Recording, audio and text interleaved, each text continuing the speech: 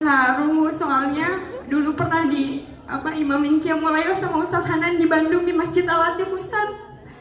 Terus saya pernah jadi santri hikmat di Masjid Al-Latif Ustadz. Masya Allah.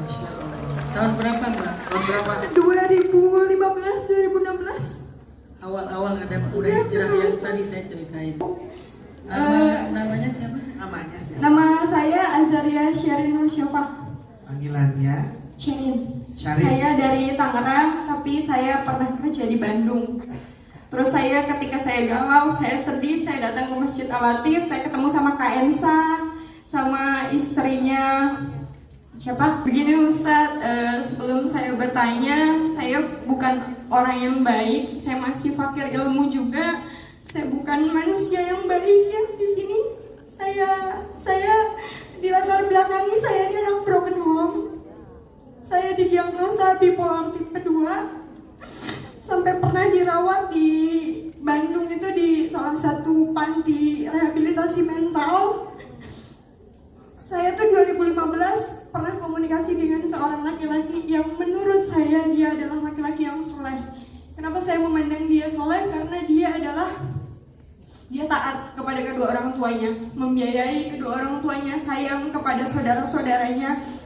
Sampai akhirnya dia itu ketemu sama saya di 2021.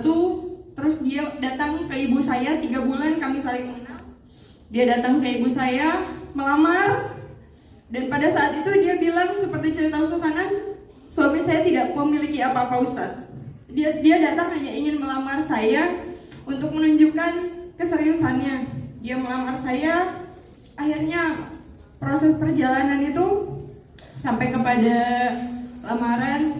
Terus saya menikah dan saya sempat batal menikah Ustadz di 2 Februari 2022. Qadarullah, setelah saya batal menikah, saya datang ke Masjid Al-Latif. Saya menangis, saya qiyamul lail. Di 10 malam terakhir saya berdoa menyebut nama laki-laki yang menjadi suami saya. Dan qadarullah 2 Juli 2022 saya menikah dengan dia. Saya minta dihadirkan seorang anak di antara kami, anak laki-laki yang sekarang saya beri nama Ahmar Gaza Hairuman. Kenapa saya beri nama Ahmar Gaza? Karena anak ini adalah sumber kekuatan saya. Ketika orang tuanya tidak merestui, anak inilah sumber kekuatan saya dan suami. Tapi Ustadz, 16 Juni kemarin jatuh talak itu kepada saya. Saya baru selesai masa idah. Jatuh talak itu kepada saya Ustadz. Di usia anak saya baru 4 bulan 2 hari. Sekarang usia anak saya 8 bulan. Awal mulanya karena saya cocok dengan mertua saya. Saya selama ini sudah berusaha untuk berlapang dada. Saya mengerti dengan kondisi finansial keluarga suami saya. Saya meridoi suami saya memberi nafkah ke keluarganya tanpa memberi nafkah ke saya, istilahnya. Saya meridoi itu, tapi jatuh juga talak itu Ustaz. Saya di sini mau bertanya Ustaz,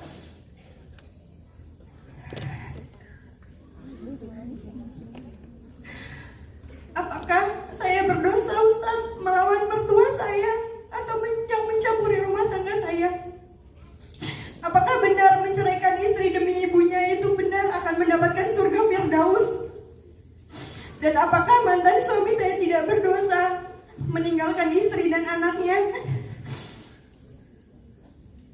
Yang mana anak tersebut masih membutuhkan kasih sayang anaknya.